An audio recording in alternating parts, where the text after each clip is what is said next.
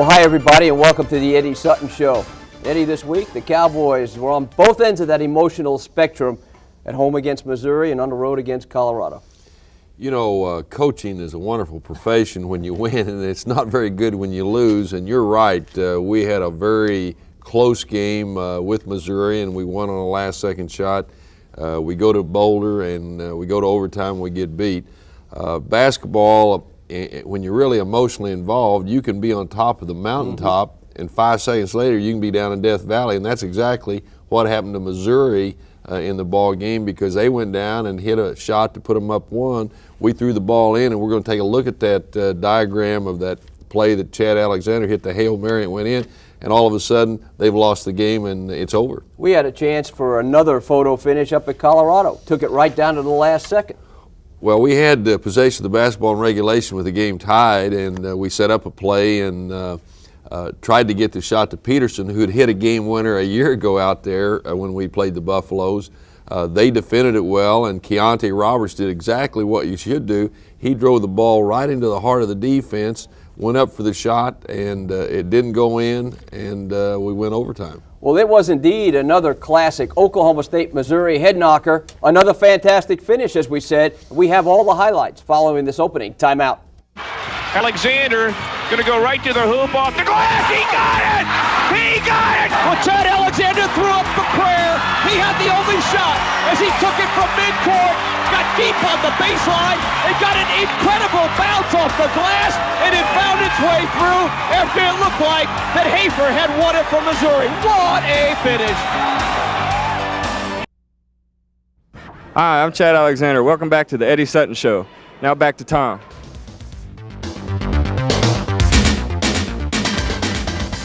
Well, you're going to see and hear a lot from that young man before this show is over. Eddie, we were talking, there are very few moments in sports that are as exciting as a buzzer beater in basketball. We've had two this year, almost had three.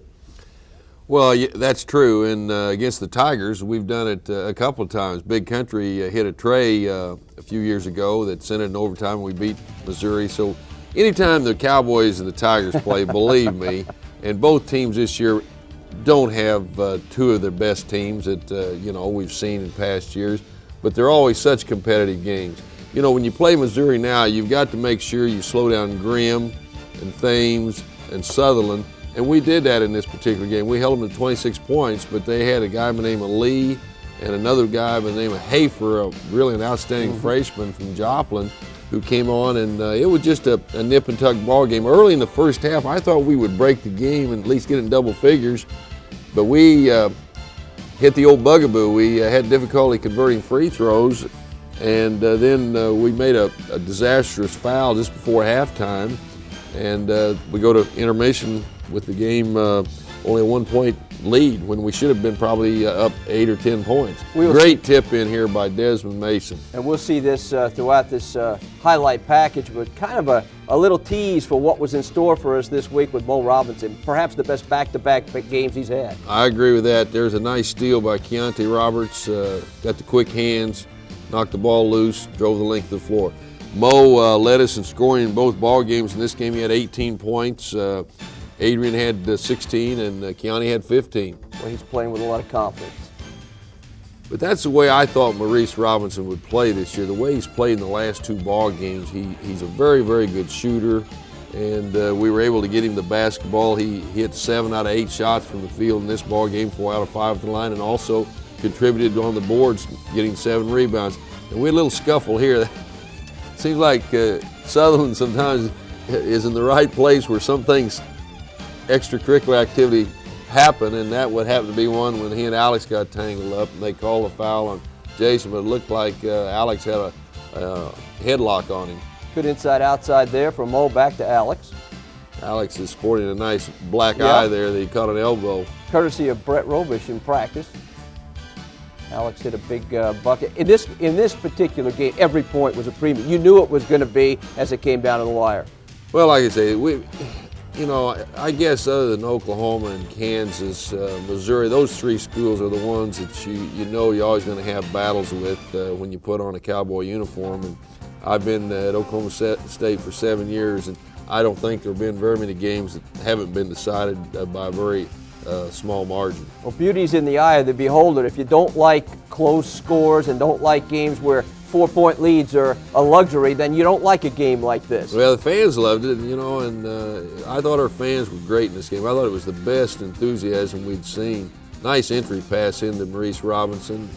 He gets the basket and now has a chance to convert the free throw for the 3-point play. No coincidence that he's playing better now because he's in better condition.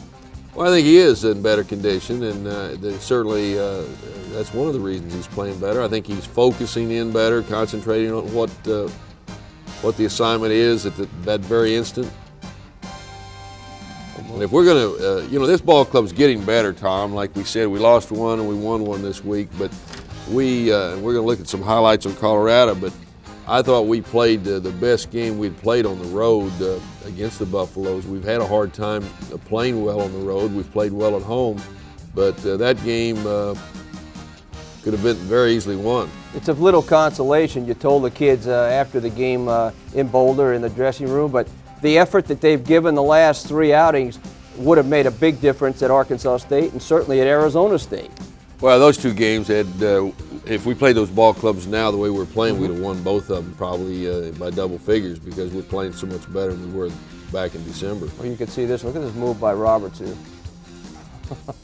We tried to get the ball in Keontae's hands more. He's one of the leading field goal percentage shooters in the country. I think he's shooting like 67% from the field. And this week we did get the ball in his hands better, and we tried to create some one-on-one situations because he is quick enough and he's so strong that if he can get a half step on a man, he's going to take the ball to the basket. As you see, we're heading down the home stretch of this game, and every big bucket coming up here. You saw Pete hit a big 3, and you're going to get you right down to the final shot when Hafer goes and puts Missouri up. Well, there's Chad Alexander hitting one. Chad had a big bucket there as well. I mean, it's just a game, though, as I said, every bucket made a difference. There was a good example of how we isolated one side of the court and gave the ball to Keontae. Here's Sutherland. No, that's Grimm hitting right. That one. One of the few he hit. I tell you what, when the game gets down tight, Sutherland and Grimm are gamers. Now, they hit big shots. They've hit a lot of big ones from Missouri, and there's Sutherland hitting his 3, and we're down 4 at this point, I believe. Yeah, this is where we set up a spatial play for Peterson, and he cans a tray. A little over a minute to go, and we're 1 point down. And I think you're going to see Mo here pretty quick get fouled, go to the hole, and he comes up with 2 big free throws here. Yeah, he got hammered pretty good, and we called timeout because it looked like he was a little fatigued, and went over and I said, now shoot him just like you do in practice, and that's what he did. He converted both of them. Now we're up 1. There's about 20 seconds to go. Can you stand and watch this again? You got to believe they're going to go to Sutherland or Grimm or Thames, but they don't. I don't know whether they had a spatial play set up or not. Sutherland penetrates, gives the ball off to Hafer, and or for a rookie, he makes a nice draw-through move there, and that was Chad's man. Now, we get the ball in, and Chad takes the ball and does just exactly what he's told to do, but now that's not the type of shot you practice. There's always an element of luck in athletics, and sometimes you win and sometimes you don't, but look at this. This is Pat Noyes, our senior student manager. He's trying to get on the pile there, and he's not big enough to get up there. Pat needed a step ladder to get to the top of that pile, but a lot of excitement in that building that time. But there's a classic example. You're 1 point up with 20 seconds to go, and you're right on top of the mountaintop. Now all of a sudden they go down and score, and you think, oh my gosh, you sink all the way to the pits, and then you come back and you hit the game winner, and you're back on the mountaintop again. 4 nights later, we're on the road, back on the road, I should say, out to Boulder, Colorado to take on, without a doubt, the best Colorado team you've seen since you've been at Oklahoma State, and we've seen in many, many years. Beautiful country there. Colorado has a beautiful campus, and of course right there at the base of the Rockies, that's one of the prettiest places I guess we have in our country. Yeah, if you would have got there on time, we probably would have done our radio show too. Yeah, we had trouble getting in there because of the fog, and we had to land in Denver, and it took us longer to drive from Denver to Boulder than it did to fly from Stillwater to Denver. What you're going to see here tonight on this game here is a lot of production in the paint. Colorado is the best team. They've got a great player in Billups, young man we try to recruit. He's truly one of the best players in our league, and for a sophomore, probably one of the best sophomores in the nation. There's Keontae taking the ball to the basket. You have to be happy with the points in the paint in this game. Really assaulted the glass. Salted. First half, I thought we executed about as well as we have offensively for a long, long time. We got good shots for the game. We shot over 50%.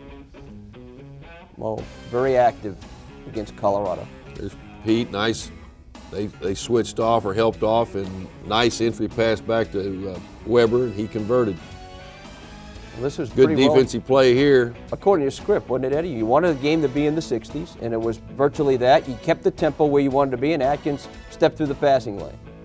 Drove all the way, and Joe continues to get better. He didn't get to play that much in this game, but sometimes that'll happen. But there's Chad Alexander hitting a tray.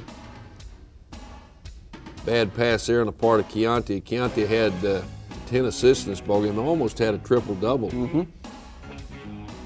One of the few times that Colorado ran the floor. 11 points and 7 rebounds and 10 assists.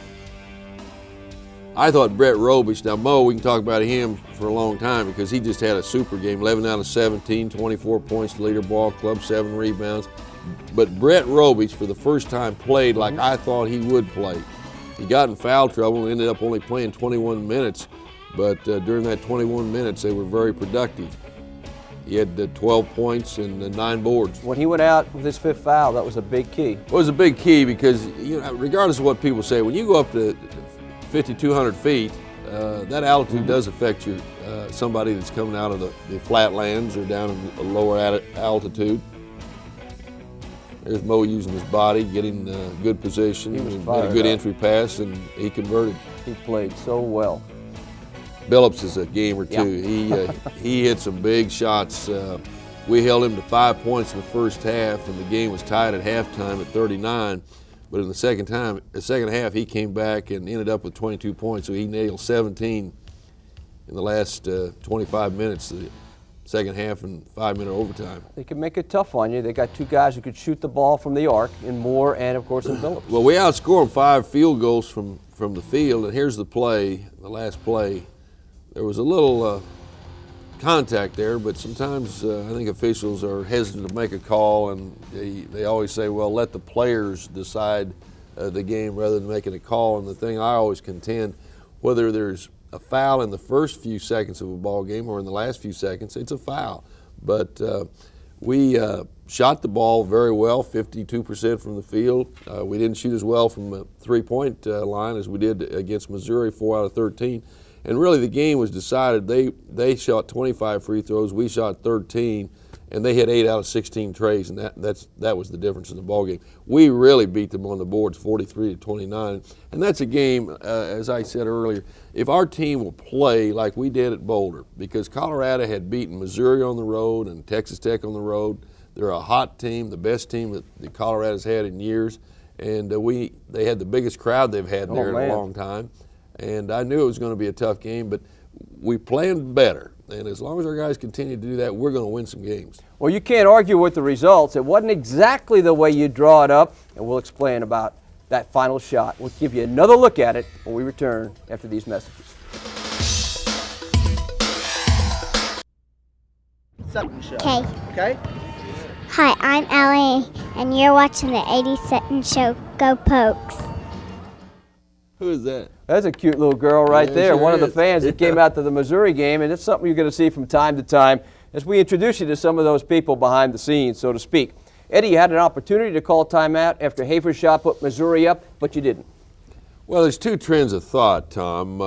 With 5 seconds to go, and you got the ball, and you got to go 94 feet, when you call timeout, it's hard to set up a play, and at the same time, it gives the other coach a chance to set his defense.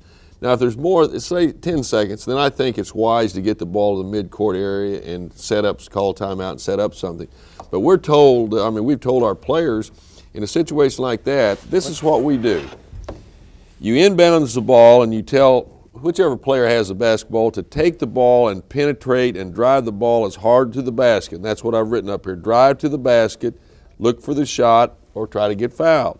The second thing you're doing, you're driving the basketball and you space your shooters. There's a shooter there. There's a shooter there. You put a rebounder over here opposite of the area where he's coming.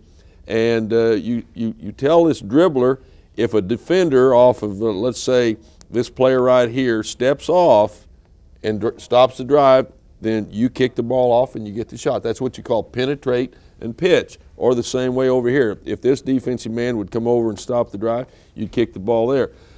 Chad did exactly what he was supposed to do. I thought he would pull up about right here and shoot the basketball, because what happened, the defensive people on this person and on this person just closed tightly on them. But instead he drove here and he had a heck of a shot. Now, I tell you what, he tells a story, and I guess it's true, that earlier in the week he and Keone Roberts were just goofing around playing one-on-one, and he hit that shot to beat Keone in a game of horse or a game of one-on-one, I don't know which. But regardless, it's a shot that Chad Alexander will remember the rest of his life. And we'll see it one more time. And you see, he got to the middle of the floor but was funneled to the side, and from here on out, it may be improvisation here. Look at that. Look at that.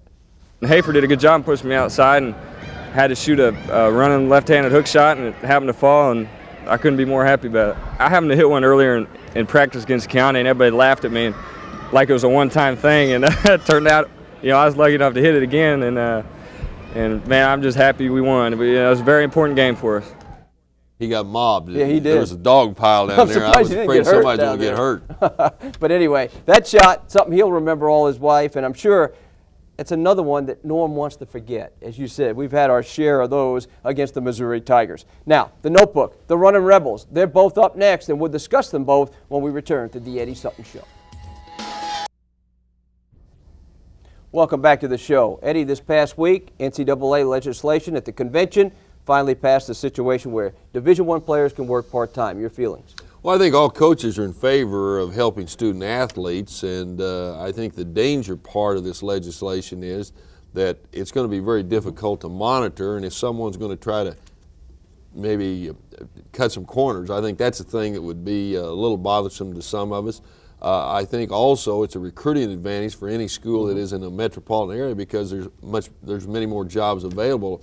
It's going to be easier to get a job, let's say, in Tulsa, Oklahoma than it is in Stillwater, Oklahoma. Men's basketball didn't get that extra scholarship. Well, that's a big disappointment. I don't think any basketball coach quite understands that. The basketball, the national tournament, the NCAA tournament, really funds about 80% of the NCAA, and the women's basketball programs get 15 scholarships, and we only get 13. Right. So we were all disappointed that didn't pass. What about RW status? I know you get asked this every time. What is his status? Will he be back? Will he not be back? Well, I think he'll come back if he can get the green light from the physician to clear him, but right now he hasn't been cleared. Okay, that takes care of our notebook for this week. Cowboys are taking on a tough team. 11-3, UNLV. They haven't played all week. They came in early to get ready for the Cowboys. This is a tough time outside the conference. Well, it's on national television, CBS. It's a game that will go to the western half of the country. And even though Jerry Tarkanian is no longer at UNLV, they still have an outstanding basketball program, a team that's made up of a lot of quality athletes. We're always talking about the University of Texas and the great athletes they have. When we played down in Austin, this team has just about as many good athletes as the Longhorns. Anytime that you are on national television, no question, you want to do well, because if it comes down to popular opinion, and maybe it does, maybe it doesn't in that committee room, you win a game like this, they think better of you in March than they might had you not won it. Well, I think anytime you play an intersectional opponent like Nevada Vegas, I think it's a big game, but we've got to put together a lot of victories in order to be given some consideration for an at-large bid when it comes March and March Madness. And of course, this starts a tough weekend. Back to Lubbock, or we should say back against Texas Tech in Lubbock, big Monday. Well, again, I'm going back down there and play Randall Dickey, my assistant coach's brother James, who was my assistant for 8 years, and they beat us pretty good here in Gallagher, Iowa. So that's not going to be an easy chore, but I think our team is playing better. We've got to concentrate our efforts right now on Nevada Vegas, and then we'll take that trip out to West Texas and play the Red Raiders. Well, remember, Oklahoma State and UNLV, Saturday afternoon in Gallagher, Iowa Arena. Tip-off time is at 3 o'clock. We hope to see you there. For Eddie Sutton, I'm Tom Dirato. See you next week.